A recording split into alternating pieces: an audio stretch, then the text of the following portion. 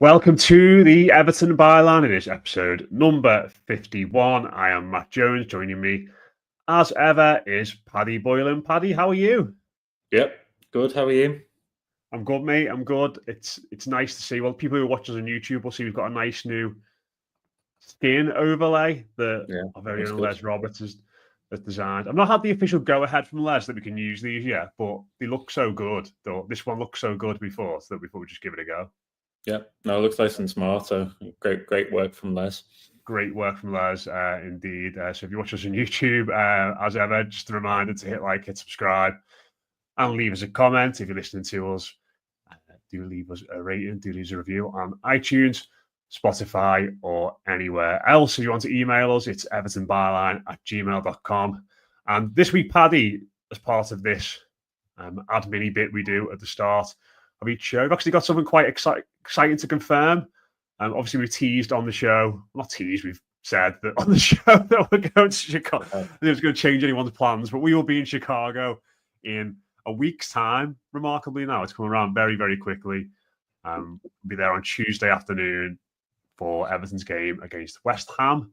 Keep forgetting who it is, but I think it's West Ham at Soldier Field on the Wednesday, and we're going to be there for a few days afterwards. But very excitingly, Paddy, we can now confirm that on Wednesday, the 30th of July, we will be doing a live version of this podcast at AJ Hudson's, obviously the Chicago Evertonian Supporters Club meetup place. We'll be doing it at 1 p.m. Chicago time to give people plenty of time to get to the ground for the 5:30 kickoff.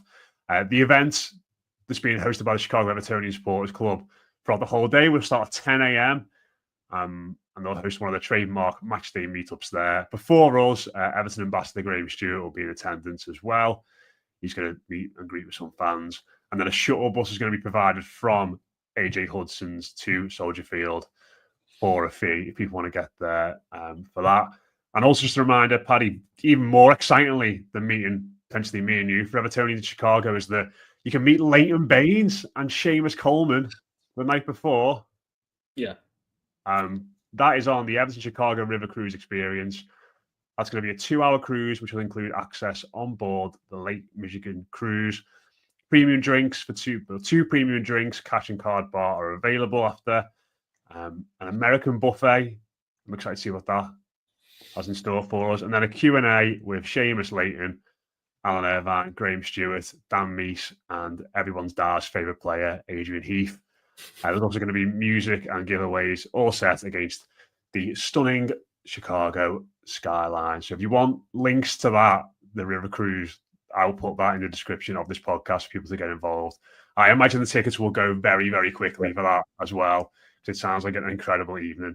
But I mean, Paddy, how are you going to cope with being jet lagged and potentially a little bit pissed and encountering Seamus Coleman and Leighton Baines on a boat on Lake Michigan? I mean, I feel like we need to strategize how we're going to behave ourselves, because there is potential for some. We are professionals ultimately at the end of the day, but I think even me and you in that situation might get a little bit giddy. Well, it was funny, wasn't it? Because we put the announcement in one of our Blue Room channels, and I think the first thing Rob had said, Rob Vera, was like basically Leighton Baines is like the number one player I'd like to meet that I've watched at Everton, my favourite ever Everton player. So I think there will be some kind of fanboy stuff from at least some of the Blue Room cohort. It's a good lineup, isn't it? It's a really, really good lineup. Seamus and Leighton Baines conjures memories of, particularly under Roberto Martinez, the two of them kind of working in tandem, one on the right flank, the other on the left flank. Often you'd have one of them crossing the ball to the other one at the back post, and Everton scoring off that. So it'd be nice if Everton have fullbacks from equivalent nature right now. They don't, as we saw on Saturday. But yeah, great lineup. I think it'll be a really good night as well. So very, very excited about all of it, really. Yeah, absolutely. And if you are going to be around either the night before or you're going to be at AJ Hudson's, either from 10 a.m. or from when we do our show at 1 o'clock, do let us know, just so we know we're not going to be speaking to potentially just Rob and Mose, who are going to be there as well. It'll be great to get in touch with as many Blues as possible who are headed to Chicago for that. And obviously, we'll be around for a drink before and after as well. So it'd be great to meet as many people as possible out there. So yeah, if you want more details on that, the links and all the details will be in the description to this podcast. Free event as far as we're concerned as well to get in as well. So nothing ticketed or anything like that, but it should be should be an absolute blast. So let us know if you're going to be in attendance. It'd be great to meet up with as many Blues as possible as we record a special byline out there in Chicago. But let's park that excitement for now, Paddy, because we have got to talk about what happened. Not so much at Accrington last week, that was over, nearly a week ago now, but you were at Blackburn on Saturday in Ewood Park to see Everton toil in. Listen, I'm not going over the top here to say that I think it's one of the most dull pre-season friendlies I've ever watched from an Everton perspective. And down the years, there have been some bad ones. Remember what at Stoke a few years ago? I think when Onana scored. Yes. 1-0 very late on, which was a hard watch. But this one was also with that one. So, I do pick them. But that one was, I mean, the one on Saturday, I was going to say up there with the Stoke one, but maybe down. Probably a better way of praising it. Listen, it was not a pretty watch by any means, was it? And we're going to go on to talk about the squad and transfers and what seemed to be simmering frustrations among some aspects of the fan base in the second part of the show today. But just in regards to Saturday itself, what did you make of the overall display? Because watching it on a stream, it just looked like Everton was slow off the traps and never really quite got going after conceding that early goal. Yeah, lackluster performance. I thought Blackburn deserved it. And that's not to say Everton didn't create chances, but Blackburn created more chances to score as well. And probably, but for a very, very good Mark Travers save from a free kick near the end, the scoreline maybe could have been even more heavily in Blackburn's favour. Still look a bit leggy to me. And I get why to an extent, because as the players have revealed already, they're doing an awful lot of work in the build-up to these matches. Still look a bit leggy. Obviously behind Blackburn, who started the season, I think it's 9 days earlier, given that Everton are away at Leeds United on a Monday night.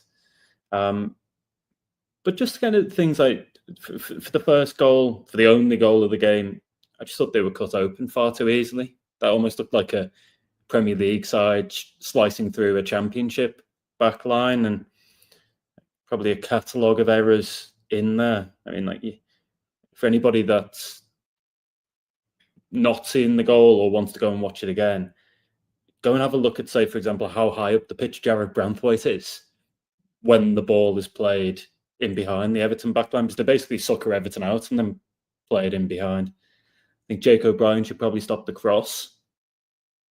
Maybe in a Premier League game, he slides to win that ball and put it out for a corner. Because the other two are out of position and having to scramble, Nathan Patterson comes across to cover somebody, and then there's a man free at the back post. So that was a poor goal to concede very early on.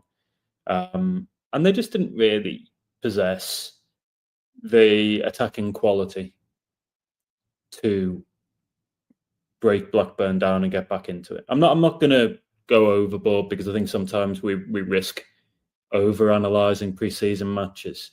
But what I would say is that the problems we saw in the Blackburn game are quite familiar anyway. So they're just a continuation of the same theme. Kind of a lack of dynamism and pace on the wings.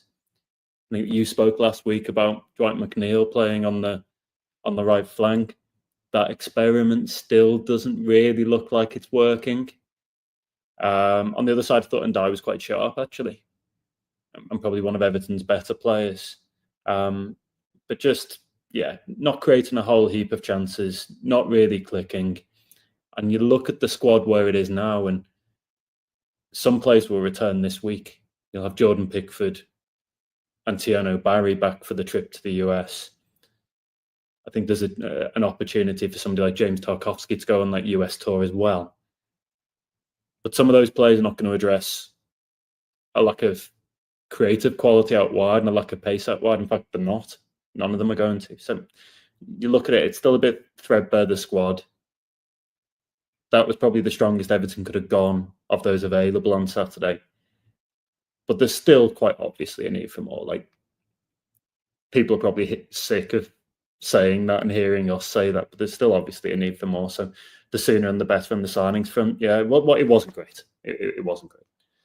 I think what you mentioned there maybe has contributed a bit to the general sort of increase in tension, I'd say, that I've sort of seen online over the past couple of days about the situation at the moment. And it's that fact that, probably Tarkowski aside, that's your best outfield 10.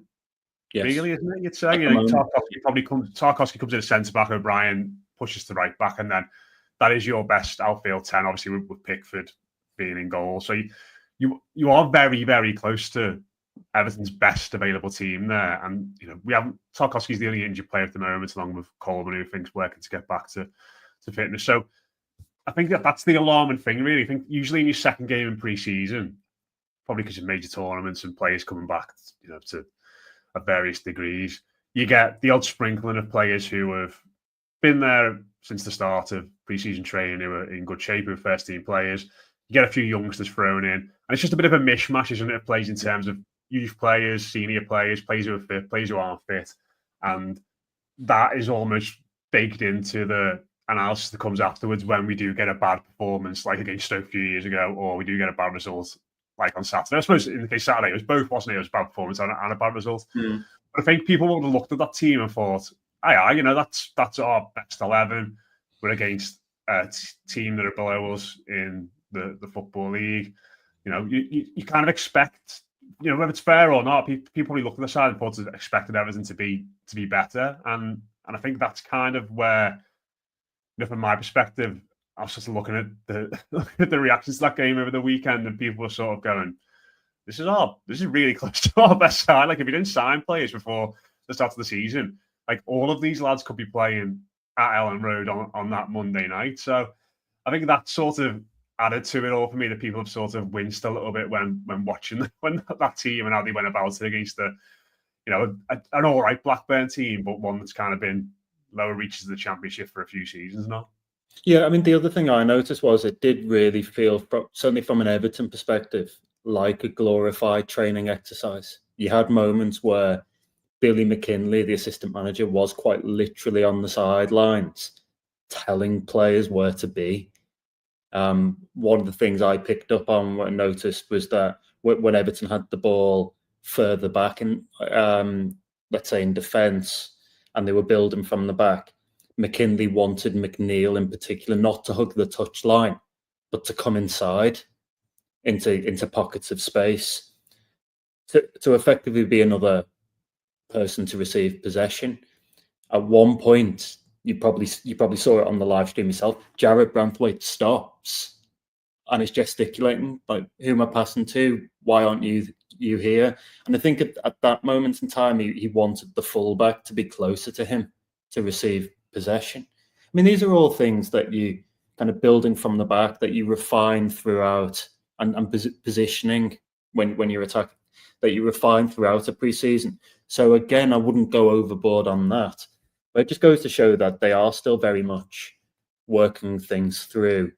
And to go back to McNeil, I kind of hesitate to make it about him, because it's about more than him, and it's about deficiencies in the squad in general.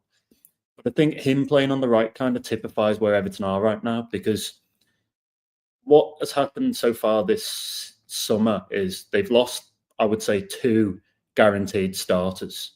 They've lost Decore from the number 10, and they've lost, let's say, Jack Harrison / Jesper Lindstrom, because neither of them completely nailed down the right wing place from that right wing. If the season were to start tomorrow, you'd probably have McNeil on the right with Carlos Alcaraz in the centre.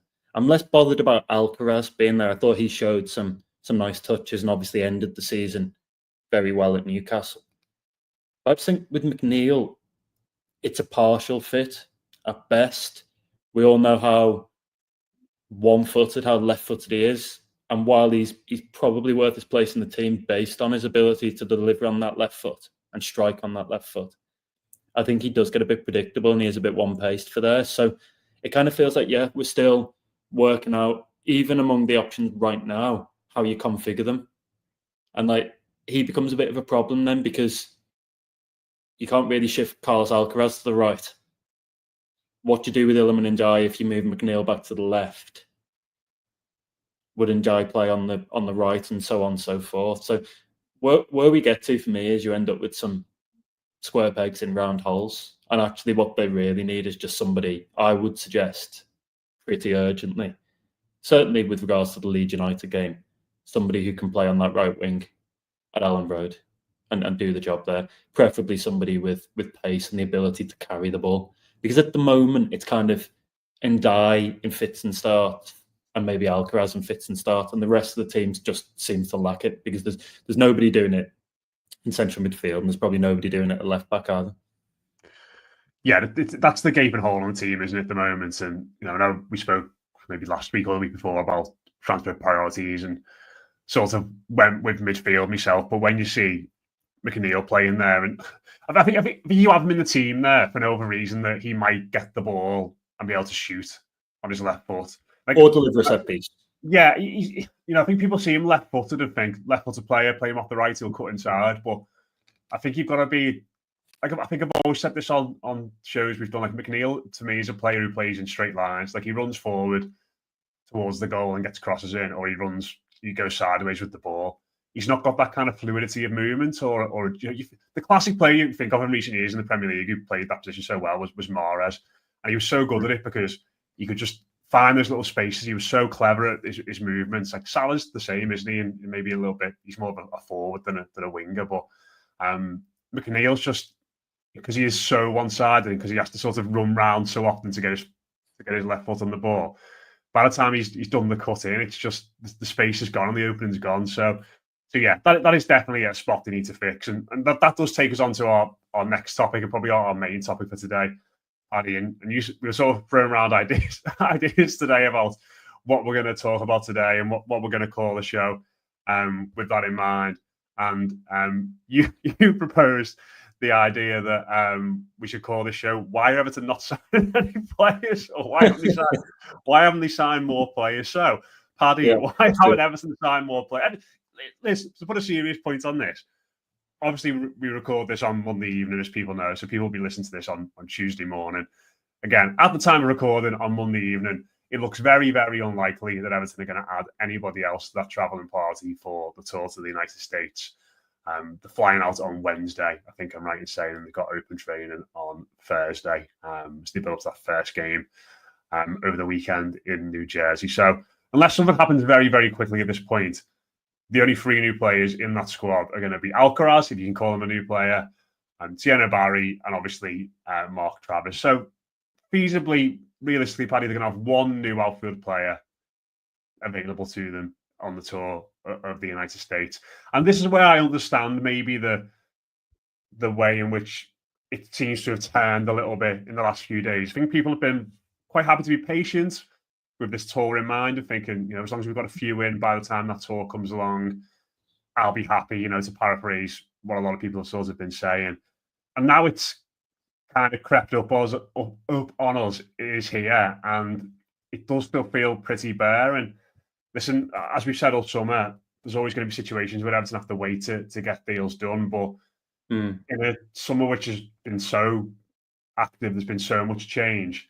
I don't know about you, but I kind of looked at this tour as like, right, that's the chance to get all these lads who've been flung together, this squad, which is going to be completely new, to get the majority of them in, on a training camp for 10 days, playing together for 10 days, doing all the travel bits, doing all the media bits that, don't sound like much, but are really important in bringing people together, really. And it kind of feels like what the squad's going to look like at the start of the season or at the end of the transfer window, it's still going to look very different to what it looks like compared to the lads who are going to get on that plane to America on Wednesday.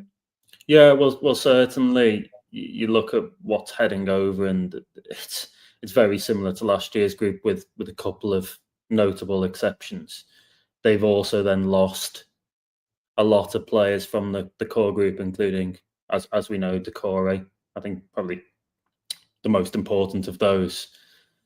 And I think where maybe fans are starting to get twitchy is in seeing the gaps in the squad. And as you point out, in knowing that this is the best chance across that week and a half or so period to bed players in together. And that's why you'd probably want the bulk of your recruits there, if possible, as soon as possible, to kind of bed in and kind of acclimatise, meet the teammates, so on and so forth. Get used to Moyes. That, as you point out, is highly unlikely to happen. I think they are still trying to get reinforcements in for that US tour. You wouldn't necessarily rule out the prospect while they're there of, if some business happens, somebody then being sent over at some point. I think at the very least, and again, maybe this is a readjustment in terms of expectations, but I think at the very least, to be ready for Leeds, for those new players to be ready for Leeds, they probably need to have had Roma and at least one or two other games, don't they? So Roma coming at the end of the pre-season run after they get back from the US. You want them to have had minutes with their teammates in, let's call them semi-competitive games, friendlies. Let's see what happens. I mean, the big question that I keep getting asked is, like, what's the reasoning behind the lack of business so far? And I know one person on social media had asked me, listed like 3 or 4 things and said, which one of these is it? And within those 3 or 4 things, it was lack of money, targets going elsewhere, targets waiting, and Everton doing due diligence. I would argue, depending on the situation, it's all of those and more. And that, depending on each situation, different factors come into play. The other big one, and I think we've been pretty consistent on this throughout the summer on Byline, has been the change behind the scenes and what that means. I mean, in normal times, when you've got the continuity from January to summer of like your whole recruitment and director of football setup, your groundwork for the summer starts basically as soon as the January transfer window finishes. And what I mean by that is you'd have people at the club sounding out the representatives of players, who in turn sound out the players themselves, speaking to clubs, speaking to agents, assessing what's going on in the market and doing groundwork, checking in. Quite often players will meet with clubs and agents will meet with clubs. And that's where, let's go back to, say, Iliman and Jai. Everton were able to steal a march on others when it came to last summer, because they'd been around that situation for so long that, and I remember Njai saying this early into his time at the club, he kind of knew how much Everton wanted him, and that was a big deal. So all of those factors and more, I would suggest, if we want to look specifically at the right wing, which I think we both said is probably the top priority, one of the things I've seen recently is this idea that, maybe Everton's top target's not hit the media yet. And I mean, in some positions, that may well be the case. I mean, even I would applaud a club for doing their business behind closed doors. I would respect that. Things are happening behind the scenes, but obviously they've not reached a conclusion. And with the right wing situation, my belief is that they've tried a couple of times to accelerate things and they haven't had success doing so. So the one I go back to is Johan Bakayoko. I think there are others on the market that they potentially would have been interested in that, like Bakayoko, have maybe gone elsewhere or are waiting to see what happens. So then you get into this weird territory. It's like, well, we need players. Do we splash out on, let's say, for argument's sake, target number 6 on our list? Or do we hold fire and wait to see if target number 1 or 2 would be willing to come at the end of July? And I suppose that's a hypothetical that's worth considering. But I think that to me is the kind of thing that's happening right now. And then in the meantime, other things pop up. So, for example, Mark Travers becomes available, Tiano Barry becomes available, and you do those just because you've got so much to do. But we sit here now, kind of mid to late July, let's say a month out from the season. And there's a lot of work to do. So things are going to have to escalate, aren't they? Out of necessity. Yeah. I find this bit really interesting. And I think like in a lot of respects, like this now is like Everton's biggest test in the transfer market. Like say, let's call them newly moneyed Everton, which they kind of are. They're not like one of the biggest spenders necessarily in the country because we've seen what teams like Liverpool and City and Chelsea have been doing, but they are newly moneyed. People know that they've got money. And last time when this happened, when Mashiri came in, it was very much the attitude of pay what it felt like Everton didn't do much negotiation with a lot of those deals. It was like, right, what do you want for this player? We'll pay it because we've got money now. And obviously that sort of put us in a position that we ended up in, a lot of financial strife. And it wasn't just because of transfers, don't get me wrong, but like I think that's how they approach these sort of deals now and getting the balance right between clearly needing players, but not wanting to set a precedent early in this new ownership group, recruitment team, whatever you want to call it, of paying over the odds and being taken for fools by clubs in the transfer market. That's really difficult to think. And I don't think it's going to be necessarily one template of negotiation or one template of we'll just pay whatever necessarily is going to be used throughout the course of the summer. I think they're all going to be case by case basis. But like, I suppose like a smaller example of this is like when we've talked about Kenny Tete at the start of the summer in the sense that he was obviously someone who Everton offered the contract to.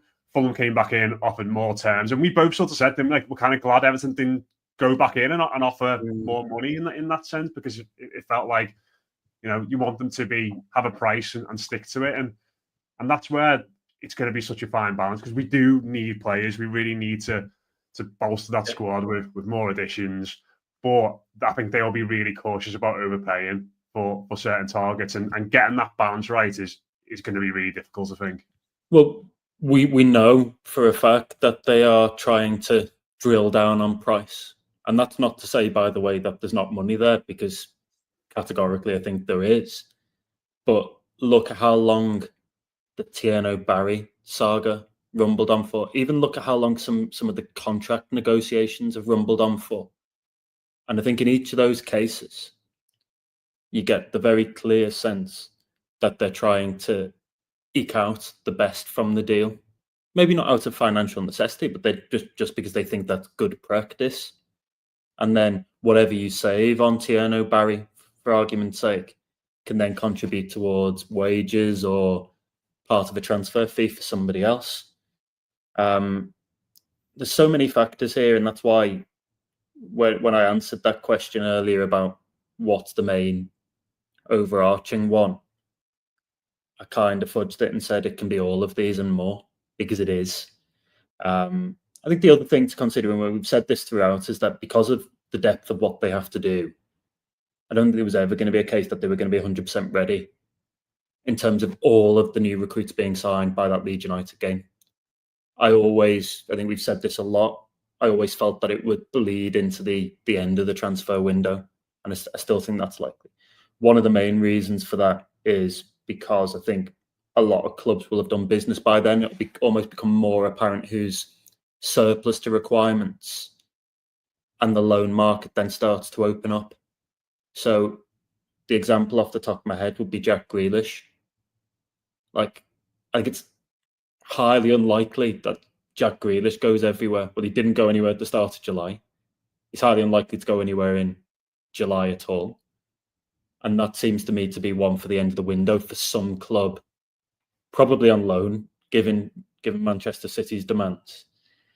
So some of these things linger on because of market forces as well. There's a lot to do. There's a load to do, and I understand why supporters ideally would have wanted one or two more in, let's say, before that US tour. I would agree with that sentiment.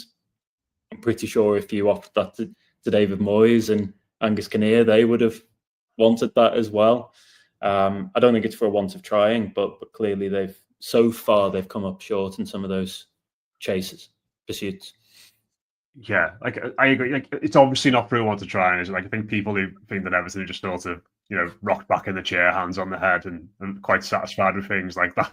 That's definitely not the case. But I think what I'm trying to remind myself of as well, and just sort of coming to my head there when you were talking, is that like even though we're all excited about the new owners and the new stadium and all that, we are still approaching this window from, I wouldn't say position of weakest, but definitely not one of the strongest positions in regards to recent years. Everton have been a club, if you take the last 3 years, that have changed managers, that have not played the best style of football, certainly under Sean Dyche, that have been in financial trouble, that hasn't necessarily been a great destination for young players to kick up. I suppose Anan is probably the one example you could highlight. There's no Europe either, is there?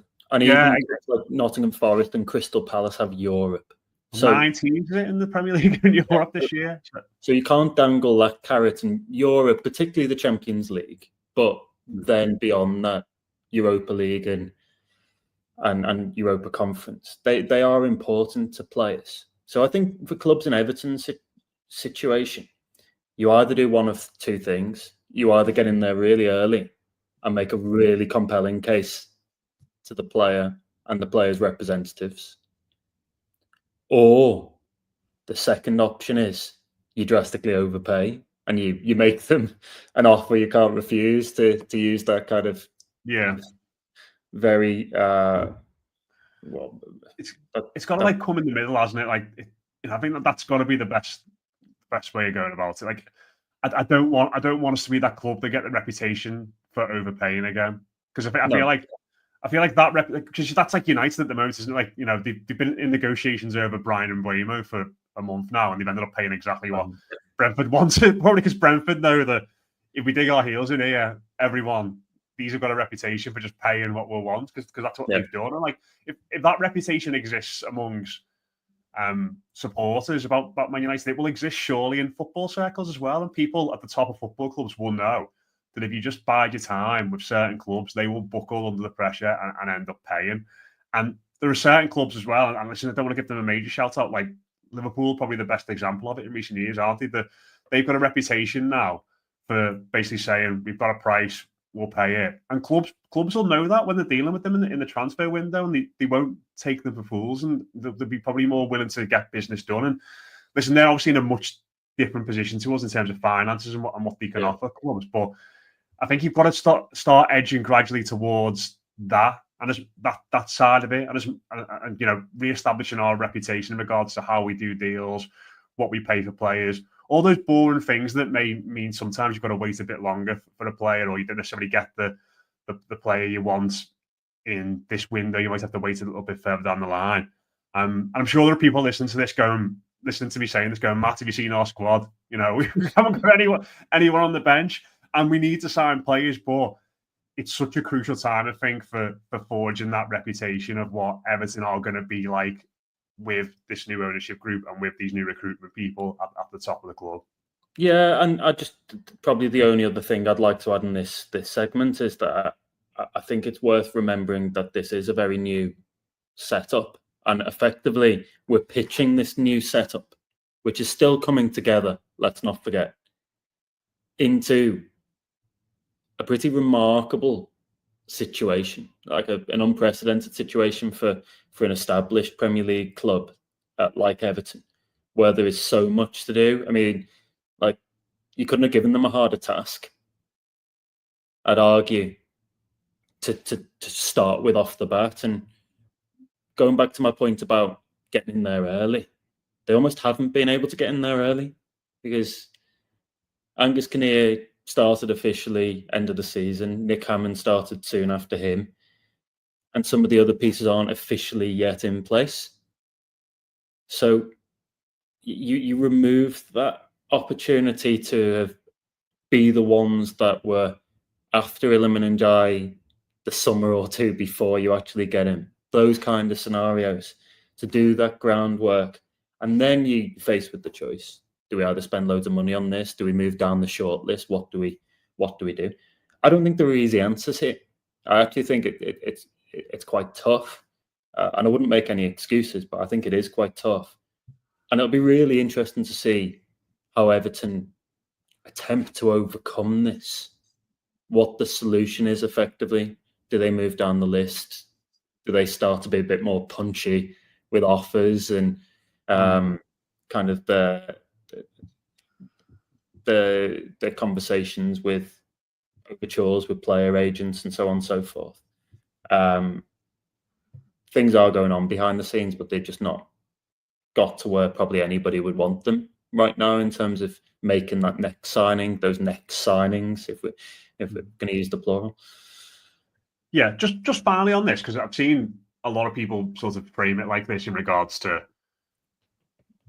people will say it's gone quiet, and I think what they mean by that is that there aren't reports coming out about transfers from the likes of yourself, the likes of Joe, other reporters who cover Everton on a day-to-day basis. Yeah. From your side of things, like what does that actually look like? Is it one of those where you sort of checking in every day with the club and they sort of saying things are not verbatim, but like things are going on behind the scenes, but nothing yet?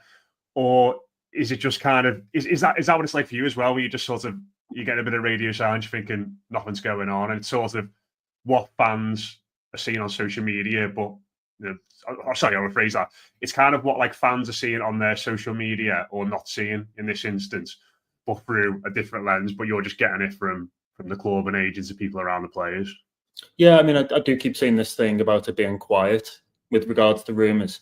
I actually, in isolation and in general, would not pay that much attention to that, because that just means that things haven't always filtered through to media, or they haven't reached a point where media feel confident in reporting it.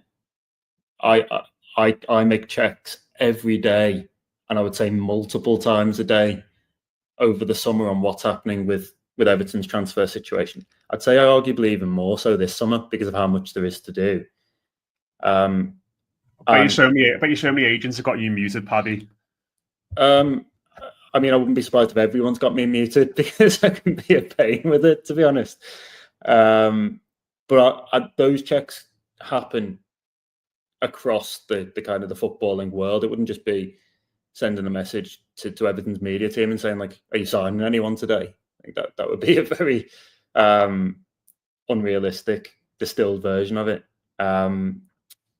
We know that things are going on. What I would say is with me, I report a relatively small amount of what I hear and what I'm told, and only when I think it's got to the point where it's a potential to happen. So sometimes names have been thrown out in the public domain over the last couple of weeks, and I've thought to myself, yeah, I can see that, or I'm hearing that Everton like that player, but it's not really anywhere. It's not gone anywhere yet. And other times I've looked at the links and gone, I can tell you that Everton are not in for that player. And probably this is just me and the way I report, but I prefer that kind of a less is more attitude. So I'm not going to come on every day and go, Everton are not interested in this player, because you could do that with about 3 million players worldwide. What I hope is that when I then do report a name, people place more stock in it, because I'm not just throwing loads of stuff at the wall. So, like, we'll report from my side. I'd report as and when I think things are ready to move. I would also accept that there will be plenty going on behind the scenes at Everton and elsewhere. Not only that's not in the public domain, but that I'm not aware about as well. And I would also say there's loads of stuff that I've heard that I wouldn't necessarily report straight away. So it's that thing of there's not loads out there in public. That by itself would not worry me, to be honest. What would worry me more is looking at where the squad is, maybe looking at some of the holes. I'm thinking, well, how long have we now got to, let's say, Leeds or that final pre-season friendly and so on and so forth. They're the kind of the hard and fast deadlines for me.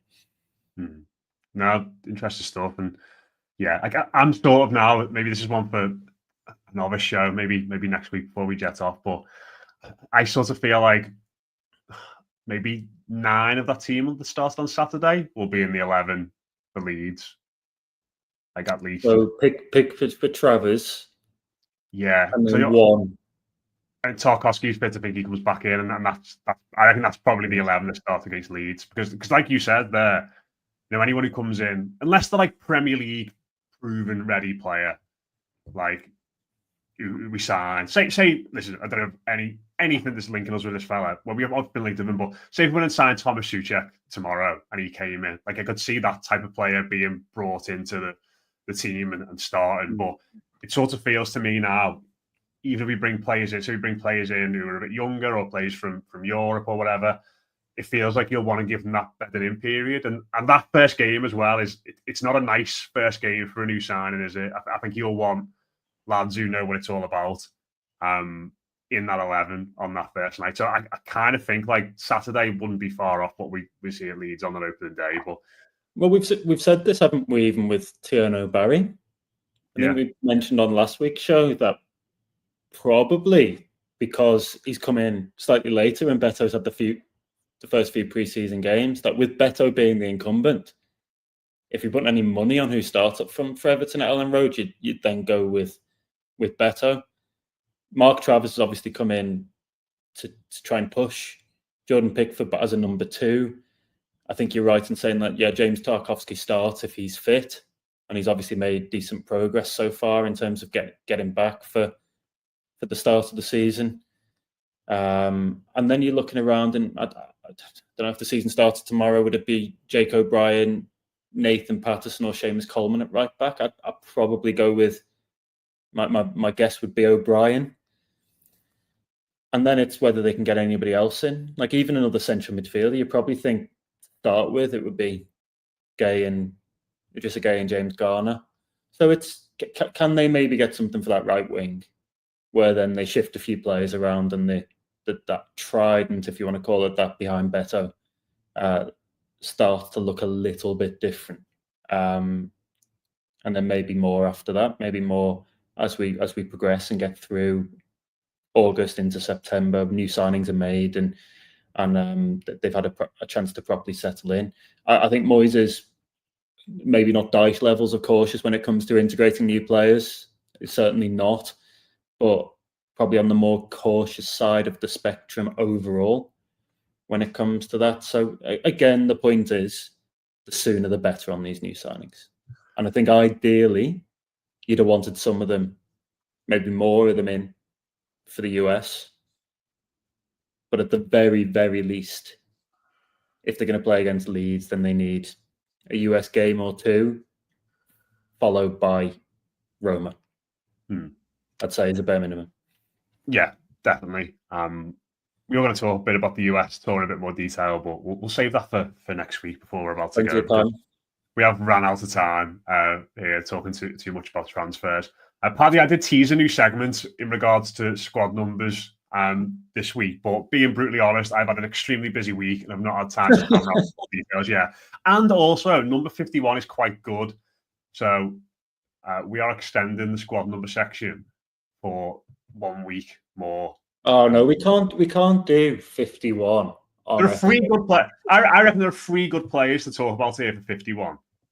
So, and listen, as we go along, I'm still going to keep an eye on it. And I'm going to bring up whichever player wore the number. But next week is the first time there is no player who's worn the squad number for Everton. So that feels like a good time to maybe do a bit of a change in regard. It's just going to confuse. It's going to confuse people so much. So what are they doing?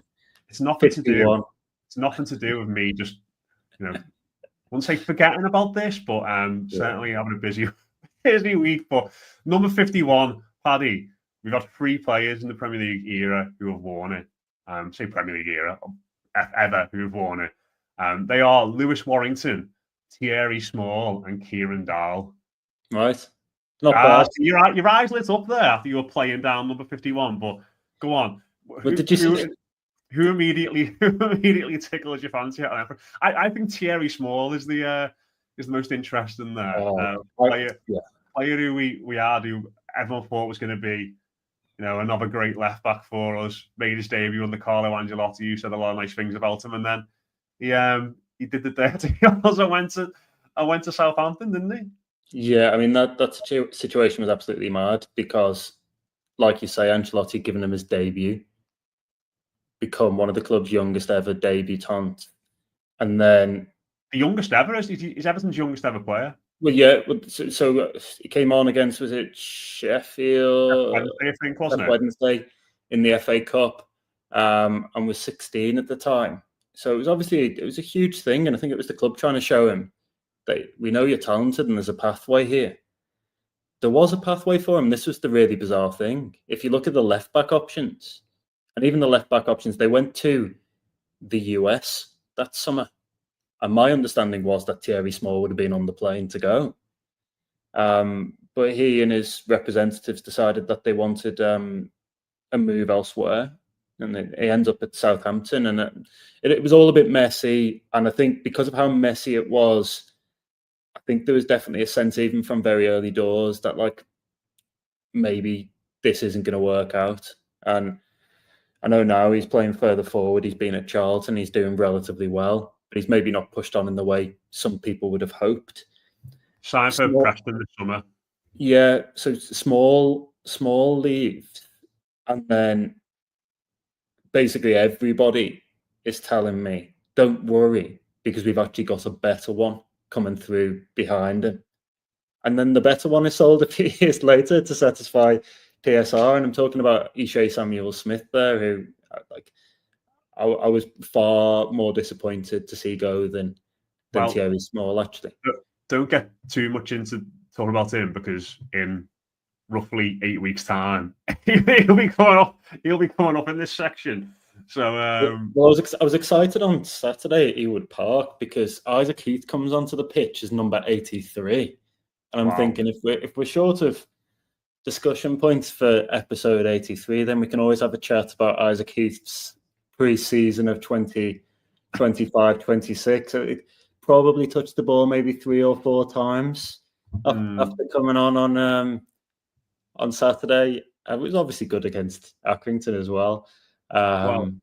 We've had 4 players who've had higher squad numbers than that. Would you believe? So, which is mad. So we could keep on going, but I feel it's the beginning of the end, or maybe the end of the end for this segment. Well, what I would say, like, as part of the idea I had was going to say to people, if you want to leave us a comment or on Spotify or on YouTube, or email evertonbyline@gmail.com. I just want to ask people, like, ahead of next week's episode. So, like, if the number 52 is relevant to you and Everton for any particular reason, get in touch with us and let us know what happened. Was there like a minute? Was there a year? Was there something that happened when you were that age? Like, just anything. It could be absolutely anything. If the number 52 is relevant to you in any way, shape, or form with Everton, let us know, and we can read out listeners' stories. And even if you've got like a quiz question for us based on that number or something like that I can put to Paddy.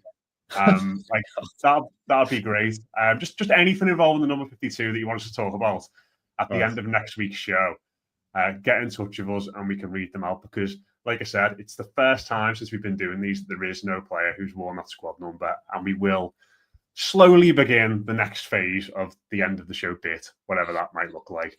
So, I mean, did you want to mention anything with Lewis Warrington, Paddy? Obviously, still had his season tickets on the Gladys Street, I think. Yeah, I mean, enjoyed that lower Gladys season ticket holder. He's kind of just working his way through now in his professional career, isn't he? Trying to, I think, land somewhere that's going to suit him and where he's going to play games. Left Everton that summer and went to Leyton Orient, but didn't quite work out from there. Had a loan at Salford, and be interesting to see what comes next for him. Hoping as a boy of blue that he finds somewhere where he can play consistently and do a good job. Who was the other one? Kieran Dowell. I feel like I've spoken about Kieran Dowell before, but he was always the one in the Tom Davis, Anthony Robinson sort of age group with Liam Walsh and a few others. He was always the one that from a very, very early age, people were saying he's going to be a Premier League player, or he's got the quality to be a Premier League player. And I think in some ways he did, particularly on his left foot and his ability to strike a ball. I think he was a little bit unlucky as well, and maybe he lacked a few ingredients. But he's last I saw, he was playing for Rangers in a pre-season friendly, and now obviously home of Everton's former director of football, Kevin Thirlwell. So it'll be interesting to see how that toffee reunification goes up in Glasgow. So yeah, a slight change because I don't know. I know there was real excitement about Dow when he was coming through. Yeah, I was really excited about him. He got married this summer. Regular Blue Room contributor went to his wedding. I'm not going to disclose who, but and it wasn't Rob Vera in Oklahoma.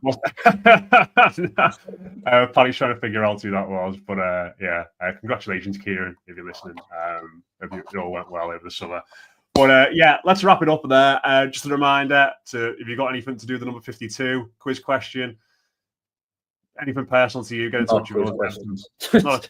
I like quiz questions. So Everton Byline at gmail.com. We are sponsored as ever by the Bridewell. Their logo is looking very pristine on our new YouTube skin there. You are watching us, so do get down there over the next few weeks. The sun's out here in Liverpool today. It will be a glorious evening to be in that beer garden. Leave us a rating, leave us a review, subscribe. I'm sure you all know the score by now. And just another shout out as well. We always have a discount code in the comments for our friend Laura Gates and her website, which does fantastic photography. So discount available is there for all Byline listeners if you want to get involved in that. We've had loads out on the Blue Room so far this week as well. Blue Monday will be out already. And just a shout out as well for the Good Times interview that Liam did with Paul Trail about the 2005-06 season on Friday. That was a great listening. Although going back over Kalina and Villarreal and Dynamo Bucharest we got knocked out by and 5-1. Yeah, that was tough, but it was a great listen from the lads as well. So do go and check that out if you haven't already. Me and Paddy will be back again next week for episode 52 on the eve of our trip to Chicago. So do make sure you tune in for that. Hopefully we'll have a few new players in by then as well, and we'll have that game against Bournemouth over the weekend to chat about too. But cheers for listening. Up the Toffees, and we'll speak to you again very soon.